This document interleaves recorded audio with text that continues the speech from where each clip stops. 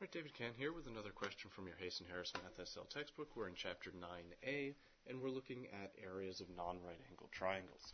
In this question, we're told about a triangle. So we'll put in a triangle. And it has sides length 5 and 8 centimeters each. And we're told that the area of this triangle is 15 square centimeters.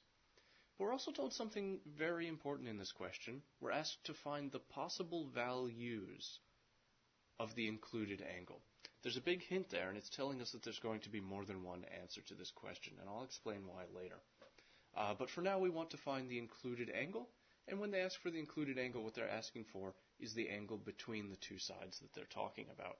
So we'll call that angle theta. Now, if we want to find angle theta, we need a relationship between the sides, the area, and an included angle, and that would be the area of non-right angle triangles. The area of non-right angle triangles is 1/2 AB sine of the included angle C. In this case, we know that our area is 15, so it'll be 15 is equal to 1/2 times the two sides, 5 and 8, times the side of the included angle, and we decided to call it theta. And so we're going to try and solve this equation for theta. We'll start by multiplying 2 and 8 to get 4, 4 and 5 to get 20, and so that'll turn into 15 is equal to 20 sine of theta. We'll divide both sides by 20, and we'll get that sine of theta is equal to 15 over 20. Or if we simplify that fraction, we'll get that sine of theta is 3/4.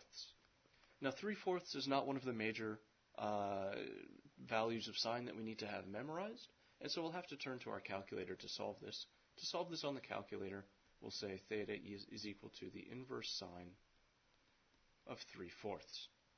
You'll plug that into your calculator, and if you're in degree mode, you'll find that theta is equal to 48.6 degrees. And that is all your calculator is going to tell you.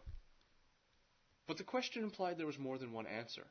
And so we know that this is answer 1 only, and that there is a second answer.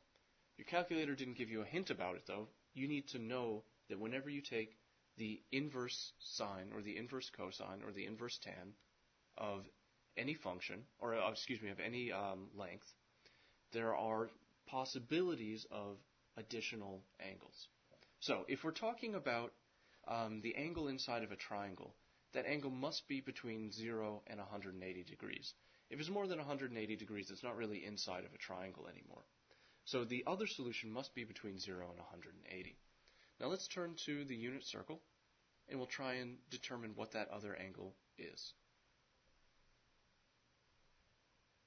So here's our unit circle. And if we want the inverse sine of 3/4, since we're talking about sine, we're talking about a vertical displacement from the origin, and we're talking about going up 3/4 of the way to the top. And we want to know what angles have this vertical component. Well, we already found one. It was over here. And we said that that angle was 48.6 degrees. But there's another one. It's over here. And this angle is 180, take 48.6 degrees.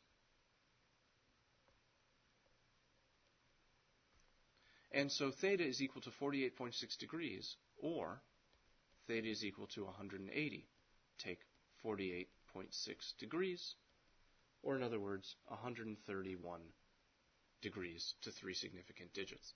And so this is our answer 2. Now there's potentially infinite solutions to the question of what angle has a vertical component of 3/4. All we have to do is keep going around and around and around and around on the unit circle. But we already know, because we're dealing with an angle inside of a triangle, this angle here, we know that that angle has to be between 0 and 180 degrees. So going around again takes us too far. Going backwards takes us too far. So it can only be these two values, and those are our two possible answers.